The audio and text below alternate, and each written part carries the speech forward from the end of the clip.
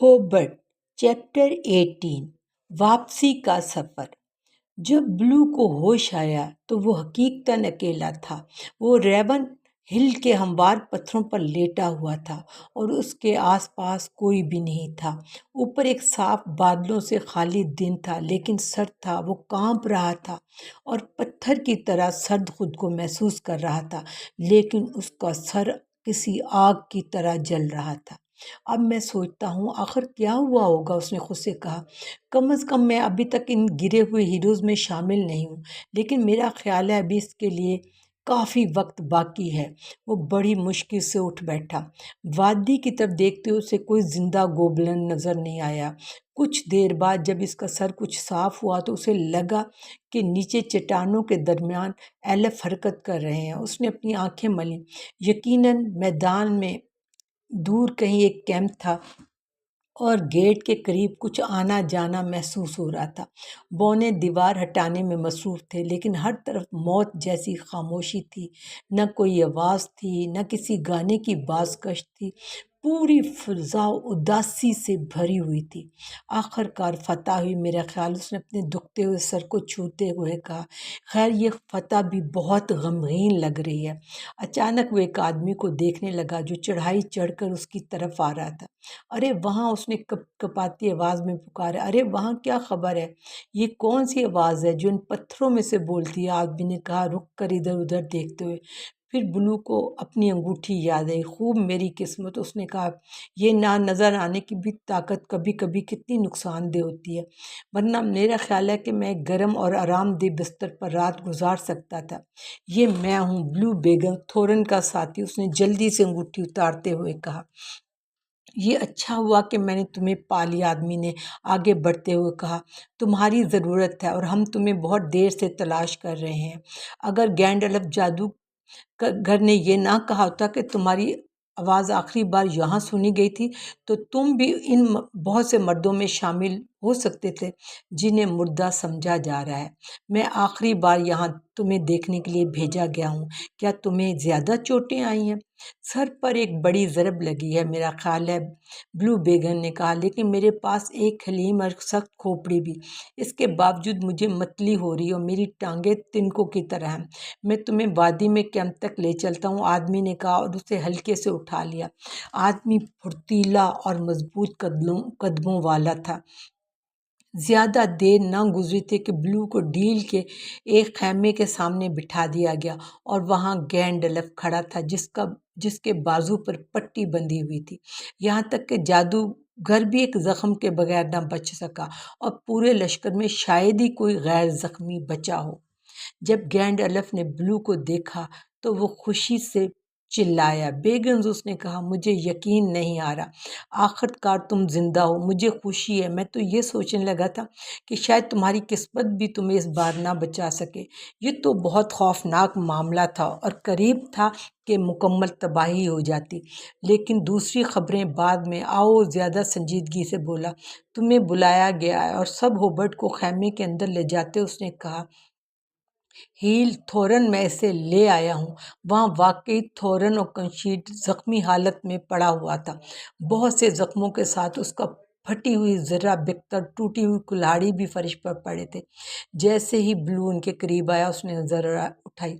अलविदा अच्छे चोर, उसने कहा। मैं अब इंतज़ार के बालों की तरफ जा रहा हूँ, जहाँ मैं अपने आबा व अजदाद के पास बैठूंगा जब तक कि दुनिया दोबारा नई ना हो जाए। चूँकि अब मैं सोना चांदी छोड़ कर जा रहा हूँ जहाँ ये बेवकूफ़ है, मैं चाहता हूँ तुमसे दोस्ती के साथ रुखसत हूँ और मैं गेट पर अपने कहे गए अपने अल्फाज और अमाल वापस लेता हूँ।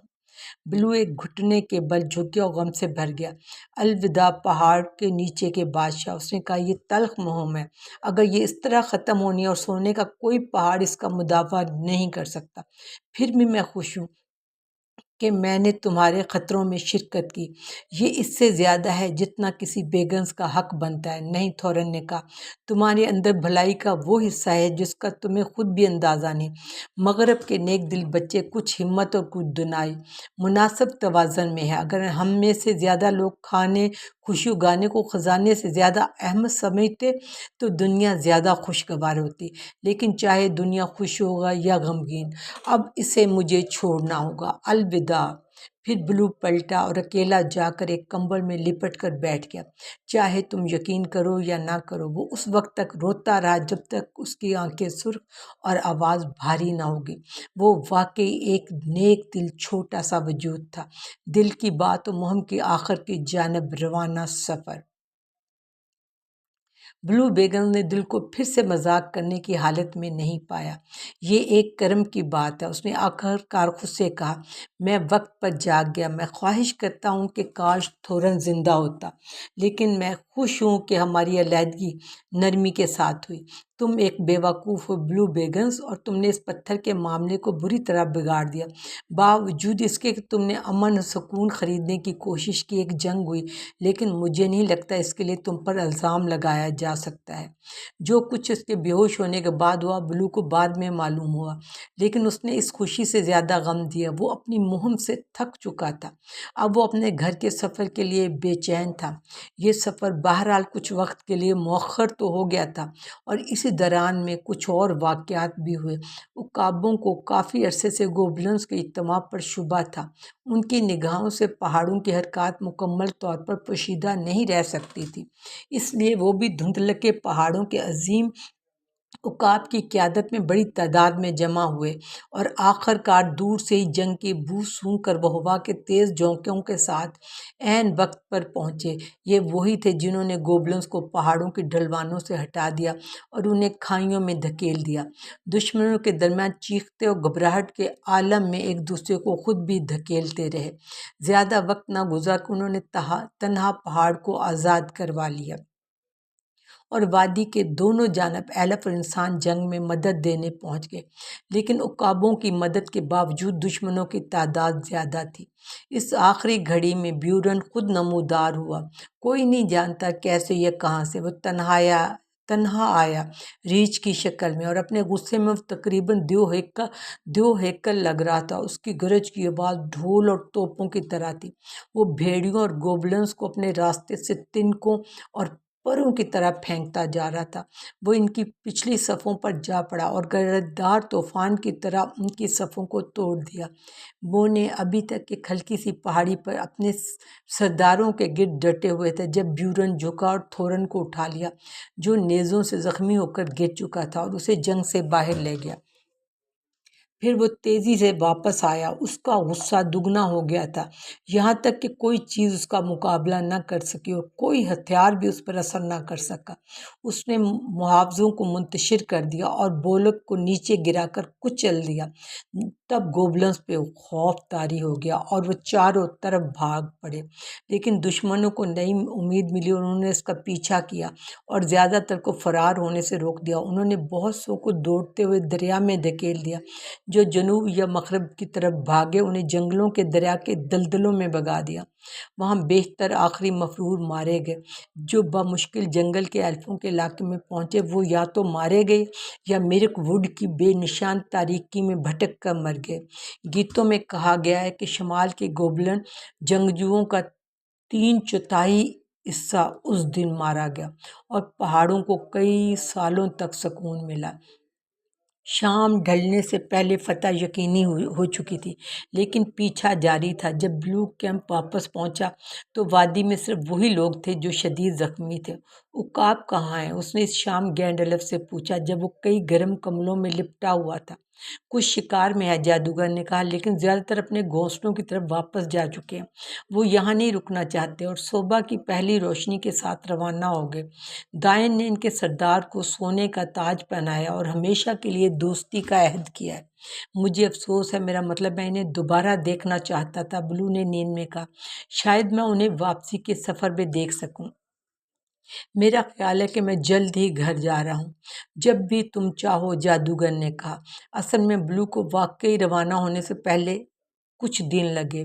اس نے تھورن کو پہاڑ کے نیچے گہرائی میں دفن کیا اور بارڈ نے آرکن سٹون اس کے سینے پر رکھ دی۔ یہ یہاں رہے جب تک پہاڑ گر نہ جائے، اس نے کہا۔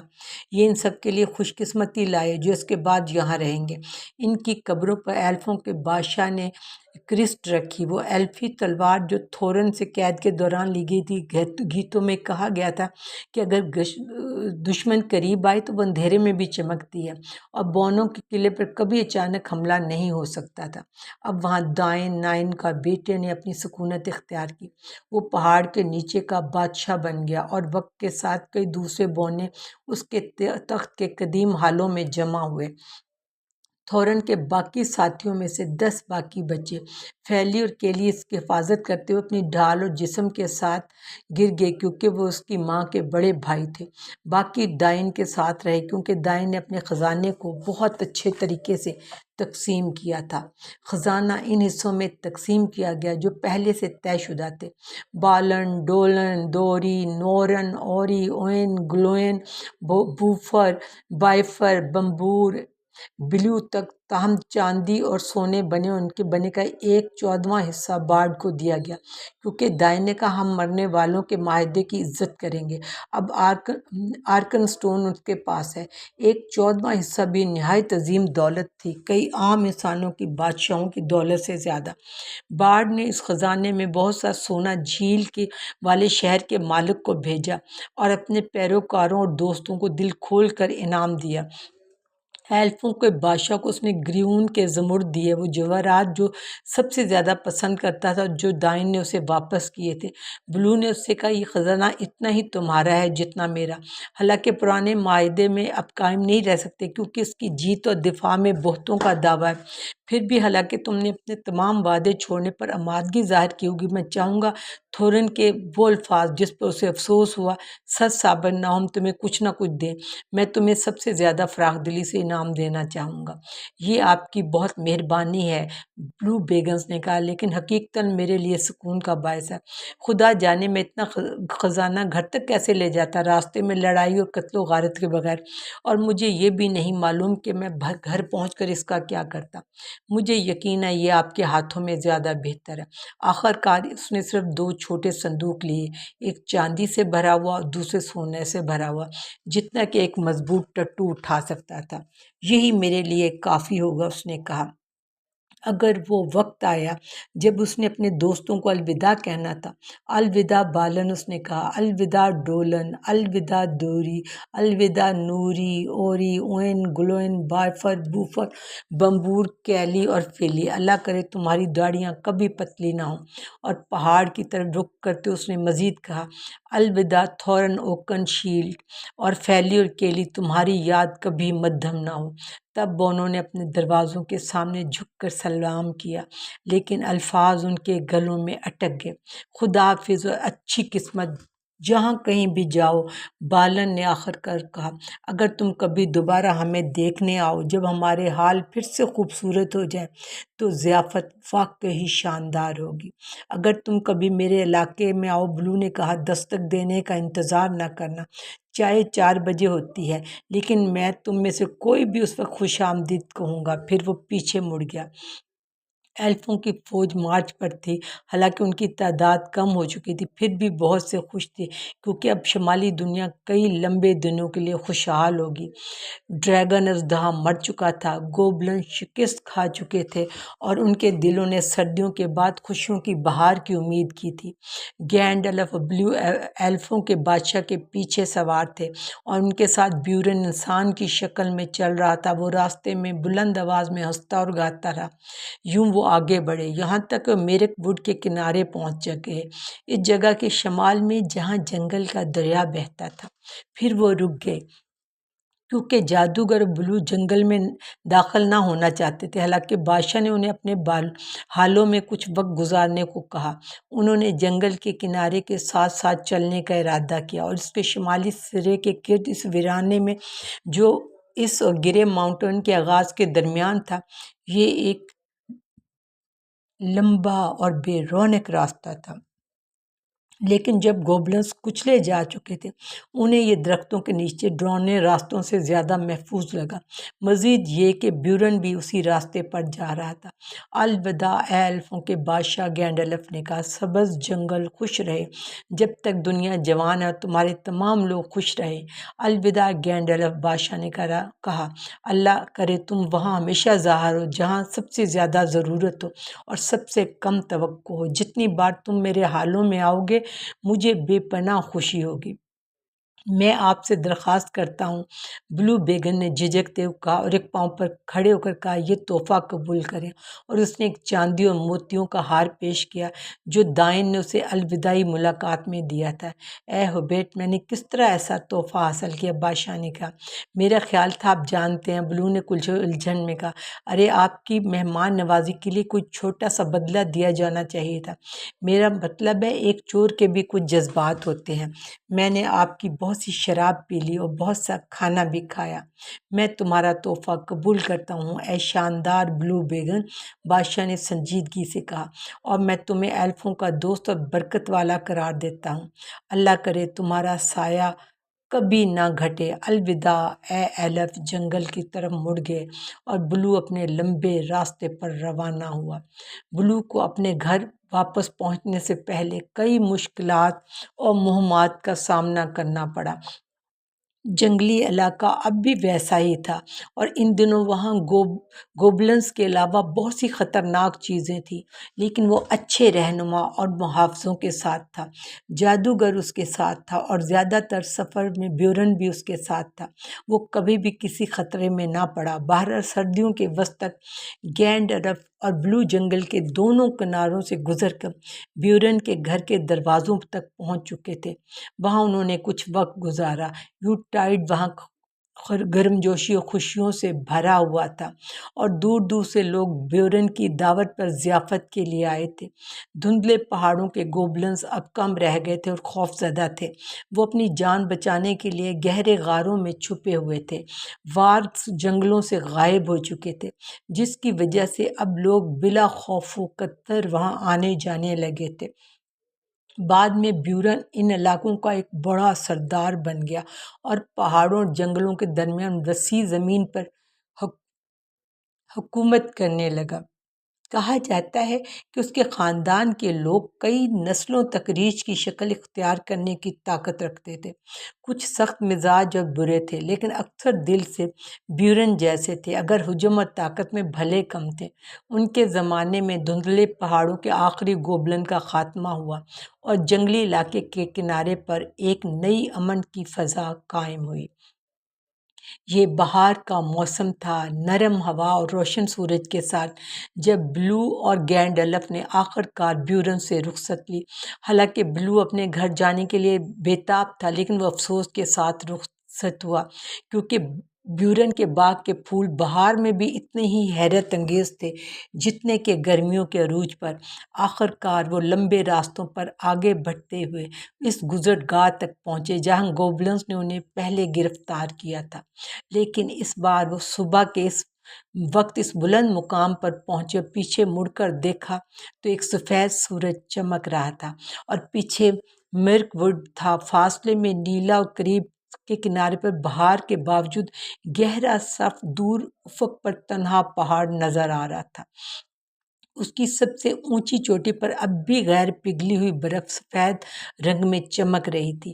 آگ کے بعد برف آتی ہے، یہاں تک کہ اژدہے کا بھی خاتمہ ہو گیا، بلو نے کہا اور پھر اپنی مہم سے منہ موڑ لیا۔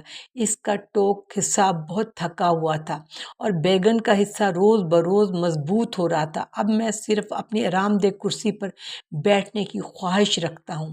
اور 1 مئی کو بلو بیگن اور گینڈلف آخر کار ریونڈیل کی وادی کے کنارے پہنچے، جہاں آخری یا پہلی آرام دہ رہائش کھڑی تھی۔ ایک بار پھر شام کا وقت تھا۔ ان کے ٹٹو تھکے ہوئے تھے، خاص طور پر وہ جنہوں نے سامان اٹھایا تھا۔ سب کو آرام کی سخت ضرورت محسوس ہو رہی تھی۔ جب وہ ڈھلوان راستے سے نیچے اترے تو بلو نے ایلفوں کو درختوں میں گاتے ہوئے سنا، جیسے وہ ان کے جانے کے بعد سے کبھی رکے ہی نہ ہوں۔ اور جب ان کے سوار جنگلوں کے نچلے حصوں میں پہنچے تو انہوں نے ایک ایسا ہی گیت پھر گایا: اژدہا مر گیا، اس کی ہڈیاں مٹی میں مل گئیں، اس کا بختر ٹوٹ گیا، اس کی عظمت ختم ہو گئی۔ اگرچہ تلوار زنگ آلود ہو جائے، تخت و تاج فنا ہو جائے، وہ طاقت جس پر انسانوں نے بھروسہ کیا، وہ دولت جس کی انہوں نے پرستش کی، یہاں گھاس اب بھی اگ رہی ہے، پتے اب بھی جھول رہے ہیں، سفید پانی اب بھی بہہ رہا ہے، ایلف اب بھی گاتے ہیں: ترل ترل للا للا، وہ واپس آؤ وادی میں۔ بلو کو رونڈیل میں گرم جوشی سے خوش آمدید کہا۔ ایلفوں اور ایلروانڈ کے ساتھ اس نے کچھ دن آرام کیا۔ گینڈلف نے تمام مہم کی کہانی سنائی، جبکہ بلو خاموش اور نیند سے بوجھل بیٹھا رہا۔ آخر کار وہ اپنی سفر کی یادوں کے ساتھ اپنے گھر کی طرف روانہ ہوا، جہاں وہ اپنی آرام دہ کرسی کی خواہش میں محو تھا۔ جب اس کے سفر کی کہانی سنائی گئی تو اور بھی کئی کہانیاں سنائی گئی، پرانی داستانیں، نئی باتیں اور وقت سے ماورا قصے، یہاں تک کہ بلو کا سر اس کے سینے پر جھک گیا اور وہ ایک کونے میں آرام سے خراٹے لینے لگا۔ جب وہ جاگا تو خود کو ایک سفید بستر پر پایا اور کھڑکی سے چھن کر چاندنی اندر آ رہی تھی۔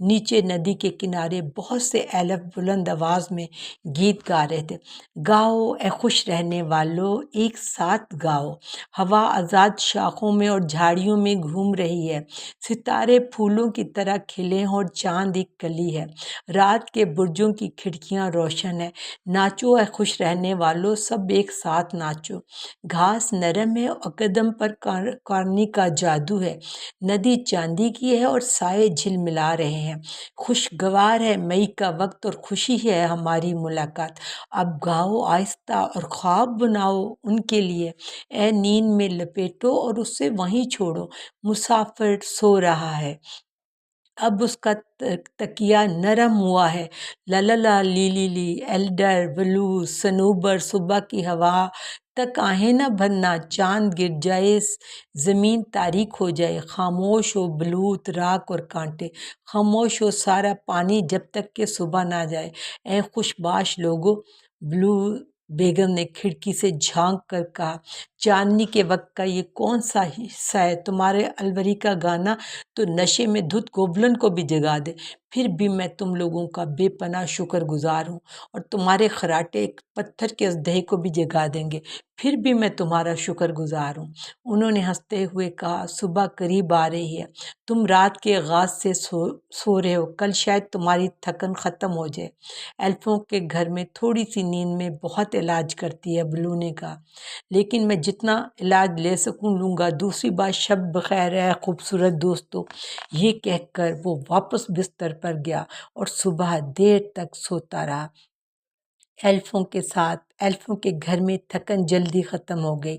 بلو بیگم نے خوش گپیوں اور ناچنے کا مزہ لیا، دن ہو یا رات، وادی کے ایلفوں کے ساتھ، لیکن یہ جگہ بھی زیادہ دن تک اسے روک نہ سکی، کیونکہ اس کے ذہن میں ہمیشہ اپنے گھر کا خیال تھا۔ ایک ہفتے بعد اس نے ایلروانڈ سے الوداعی کہی اور چھوٹے چھوٹے تحفے دے کر گینڈلف کے ساتھ باہر نکل گیا۔ جیسے وہ وادی سے نکلے، مغرب میں آسمان گہرا ہو گیا اور ان کے استقبال کے لیے ہوا اور بارش آ گئی۔ مئی کا موسم خوشگوار ہے، بلو نے کہا جب بارش اس کے چہرے پر پڑ رہی تھی، لیکن ہماری پیٹھ قصوں کی طرف ہے اور ہم اپنے گھر جا رہے ہیں، شاید یہ اسی کا پہلا ذائقہ ہے۔ راستہ ابھی بہت طویل ہے، گینڈلف نے کہا، لیکن آخر یہ راستہ ہی ہے، بلو نے کہا۔ وہ ندی کے قریب پہنچے جو جنگلی علاقے کی سرحد کو نشان زدہ کرتی تھی، ان تنگ گزرگاہوں کے پاس سے جسے آپ یاد رکھ سکتے ہو۔ پانی گرمیاں قریب آنے اور دن بھر کی بارش سے بڑھا ہوا تھا، لیکن انہوں نے اسے بمشکل عبور کیا۔ شام ڈھلتے اپنے سفر کے آخری مرحلے پر آگے بڑھے۔ یہ راستہ پہلے جیسا ہی تھا، سوائے اس کے کہ اس بار ان کے ساتھ بہت کم لوگ تھے اور سب زیادہ خاموش تھے، اور اس وقت وہاں کوئی ٹرولز نہیں تھے۔ راستے کے ہر مقام پر بلو کو پچھلے سال کی باتیں اور واقعات یاد آئے، جو اسے 10 سال پہلے کی باتیں لگتی تھیں۔ اس لیے فوراً اس جگہ کو پہچان لیا جہاں ٹٹو ندی میں گرا تھا، اور وہ ٹام، برٹ اور ہل کے ساتھ ناخوشگوار مہم کے لیے مڑ گئے تھے۔ رومال نہیں، اس کے اپنے میں سے کوئی بھی زندہ نہیں بچا تھا۔ یہ وہ رومال تھا جو اس نے ایلروانٹ سے ادھار لیا تھا، کیونکہ اب جون آ چکا تھا اور موسم دوبارہ روشن اور گرم ہو چکا تھا۔ جیسے ہر چیز کا اختتام ہوتا ہے، بالکل ویسے ہی اس کہانی کا بھی ایک دن اختتام آیا، اور ایک دن آخر کار وہ اس علاقے کے قریب پہنچ گئے جہاں بلو بیگنز پیدا ہوا تھا، اور جہاں کی زمین اور درخت اس کے لیے اتنے ہی جانے پہچانے تھے جتنے کہ اس کے اپنے ہاتھ پاؤں۔ ایک چڑھائی پر پہنچ کر اس نے اپنی پہاڑی کو دور سے دیکھا اور اچانک رک گیا اور کہا، راستے ہمیشہ چلتے رہتے ہیں، پتھر پر، درختوں کے نیچے، غاروں کے قریب جہاں سورج کبھی نہیں چمکا، دریاؤں کے پاس جو سمندر کو نہیں پاتے، برف سے جو سرمئی زمینوں میں بکھری ہے، اور جون کے خوشگوار پھولوں کے درمیان گھاس اور پتھروں پر، پہاڑوں کے نیچے چاندنی پر۔ راستے ہمیشہ چلتے رہتے ہیں، بادلوں کے نیچے، ستاروں کے نیچے، پھر وہ پاؤں جو گھومتے رہتے ہیں، آخر کار دور جا کر گھر کو لوٹتے ہیں۔ وہ آنکھیں جو آگ اور تلوار نے دیکھی اور پتھروں کے دروازوں میں دہشت دیکھی، آخر کار سبز میدانوں کو دیکھتی ہیں اور درختوں اور پہاڑوں کو جنہیں وہ طویل عرصے سے جانتے ہیں۔ گینڈلف نے اس کی طرف دیکھا۔ میرے عزیز بلو، اس نے کہا، تمہارے ساتھ کچھ نہ کچھ مسئلہ ہے، تم وہ ہوبٹ نہیں رہے جو تم تھے۔ پھر وہ پل عبور کر کے ندی کے کنارے موجود آٹے کی مل کے پاس سے گزرے اور بالآخر بلو کے اپنے گھر کے دروازے کے پہنچے۔ اللہ کی قسم، یہ کیا ہو رہا ہے؟ اس نے کہا۔ ایک زبردست ہلچل تھی اور ہر قسم کے لوگ، عزت دار، غیر عزت دار، دروازے کے ارد گرد تھے۔ بہت سے لوگ اندر اور باہر جا رہے تھے۔ بلو نے غصے میں آ کر نوٹ کیا کہ وہ اپنی جوتیوں کے تلوے بھی صاف نہیں کر رہے تھے۔ اگر وہ حیران ہوا تو وہ اس سے بھی زیادہ حیران تھے۔ وہ ایک نیلامی کے درمیان واپس گھر آیا تھا۔ گیٹ پر ایک بڑی اطلاع لٹکی ہوئی تھی جس پر لکھا تھا کہ 22 جون کو مسٹر گرب بن اواس نیلامی کے ذریعے بلو بیگنز کے سامان کو بیچیں گے۔ نیلامی کا آغاز صبح 10 بجے ہوگا۔ اب دوپہر کے قریب تھا اور زیادہ تر چیزیں پہلے ہی بیچ دی گئی تھیں، مختلف قیمتوں پر، جو کچھ سستی قیمتوں اور کچھ پرانے گانے جو نیلامیوں میں معمول ہے۔ بلو کے کزن ساگ والے بیگنز دراصل اس کے کمرے کی پیمائش کر رہے تھے تاکہ دیکھیں آیا ان کا سامان وہاں فٹ ہوگا کہ نہیں۔ مختصر یہ کہ بلو کو مفروضہ طور پر مردہ قرار دے دیا گیا تھا، اور ہر وہ شخص جو کہتا تھا وہ اس مفروضے کے غلط ثابت ہونے پر افسوس نہیں کر رہا تھا۔ مسٹر بلو بیگنز کی واپسی نے نیچے اور اوپر پہاڑی اور دریا کے پار ایک بڑی ہلچل مچائی۔ یہ 9 دنوں کی حیرانی سے کہیں زیادہ تھی۔ قانونی مشکلات نے کئی سال تک پریشان رکھا۔ اس بات کو تسلیم کرنے میں بہت وقت لگا کہ مسٹر بلو بیگنز واقعی زندہ ہے۔ وہ لوگ جو نیلامی میں خاصا فائدہ اٹھا چکے تھے، انہیں یقین دلانے میں بہت محنت کی گئی۔ آخر کار وقت بچانے کے لیے بلو کو اپنے کچھ سامان واپس خریدنا پڑا۔ اس کے بہت سے چاندی کے چمچے پراسرار طور پر غائب ہو گئے تھے اور دوبارہ کبھی نہیں ملے۔ ذاتی طور پر وہ ساگ والے بیگنز پر شک کرتا تھا۔ اس کی طرف سے کبھی یہ تسلیم نہیں کیا گیا کہ واپس آنے والا بیگن در حقیقت اصلی بلو بیگنز تھا۔ وہ کبھی بھی بلو کے ساتھ دوستانہ تعلقات میں نہیں رہتے۔ دراصل وہ چاہتے تھے کہ بلو کے اچھے ہوبٹ ہول میں رہیں۔